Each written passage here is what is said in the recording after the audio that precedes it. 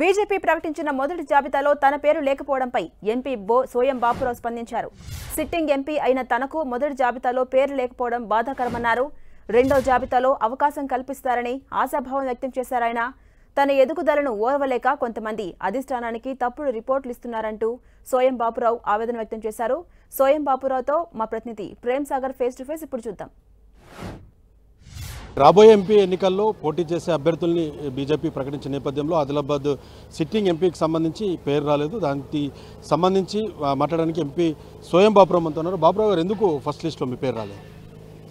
అంటే first of all ఏంటంటే ticket వచ్చినా రాకున్నా నేను ప్రజల్ని విజ్ఞప్తి చేసేది ఒకటే ఏంటంటే, మొట్టమొదటిసారిగా ప్రధానమంత్రి నరేంద్ర మోదీ గారు ఆదిలాబాద్ పార్లమెంట్ నియోజకవర్గంలో 43 సంవత్సరాల తర్వాత రావడం జరుగుతుంది. కాబట్టి ఈ ప్రాంతంలో ఉన్న అభివృద్ధి కార్యక్రమాలలో కూడా ఇనాగ్రేషన్ చేయడం జరుగుతుంది. కాబట్టి ప్రజలందరినీ కూడా నేను విజ్ఞప్తి చేయడం ఒకటే జరుగుతుంది ఏంటంటే, రాముని ప్రాణ ప్రతిష్ఠ చేసి తర్వాత మొదటిసారిగా మన తెలంగాణకు రావడం జరుగుతుంది. కాబట్టి ప్రజలందరూ అధిక సంఖ్యలో వచ్చి ఈ బహిరంగ సభను విజయవంతం చేయాలని కూడా ప్రజల్ని విజ్ఞప్తి చేయడం జరుగుతుంది.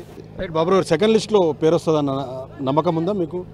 తప్పనిసరిగా సెకండ్ లిస్ట్లో అంటే 43 మంది ఉన్నారు కాబట్టి సర్వేలు చేయడం జరుగుతుంది. కాబట్టి ఆ సర్వేలలో కొంత జాప్యం జరుగుతుంది. కాబట్టి సర్వేలు పూర్తయిన తర్వాత రెండవ లిస్టులో ఖచ్చితంగా భారతీయ జనతా పార్టీ నాకు సీట్ ఇస్తుందనే ఒక నమ్మకం నాకు ఉంది. ఒకవేళ పేరు రాకపోయిన పక్షంలో సోయం బాపురావు ఏం చేయబోతున్నారు? భవిష్యత్తు ప్రణాళికలు ఎట్లా ఉండబోతున్నాయి? ఏమైనా ఆలోచన చేసుకున్నారా ముందే?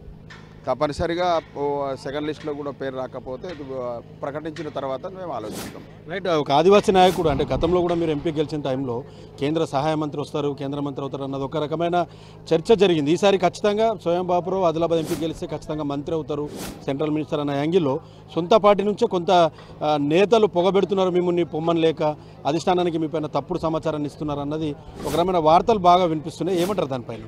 అది కూడా వాస్తవం ఉండొచ్చు. ఎందుకంటే నేను ఒక ఆదివాసీ బిడ్డగా రెండవసారి కూడా ఖచ్చితంగా గెలిచిన తర్వాత మంత్రి పదవిలో మొదటి స్థానంలో ఉంటాను. కాబట్టి అక్కడ దాకా ఎందుకు పోనిచ్చుండే, ఇక్కడనే టికెట్ తీసేస్తే అయిపోతుంది కదా అనే ఆలోచనలో కోణంలో కూడా ఆలోచిస్తే చేస్తే చేయొచ్చు కూడా. రైట్, థ్యాంక్ యూ బాపురావు గారు. సో ఇది పరిస్థితి. ఆదివాసీ బిడ్డ అయినందుకు కొంత తనపైన కక్షపూరితంగా సొంత పార్టీ నేతలు రాబోయే ఎన్నికలు భవిష్యత్తు తనకు బాగుంటుంది, ఫ్యూచర్లో కేంద్ర మంత్రి వచ్చే అవకాశం ఉంటుంది కాబట్టి కొంతమంది కావాలని కుట్రలు చేస్తున్నారని చెప్తున్నారు. రెండో లిస్టులో ఖచ్చితంగా తన పేరు ఉంటుందని చెప్తున్నారు. సో రెండో లిస్టులో పేరు రాని టైంలో తన భవిష్యత్తు కార్యాచరణ నిర్ణయిస్తామని చెప్తున్నారు. ఇప్పటికైతే ప్రధాని మోడీ సభని విజయవంతం చేయాలని చెప్పేసి సోయం బాపురావు పిలుపునిస్తున్న పరిస్థితి అయితే ఉంది. కెమెరా పర్సన్ చందుతో ప్రేమ్ సాగర్, 10 టీవీ, ఆదిలాబాద్ జిల్లా నుంచి.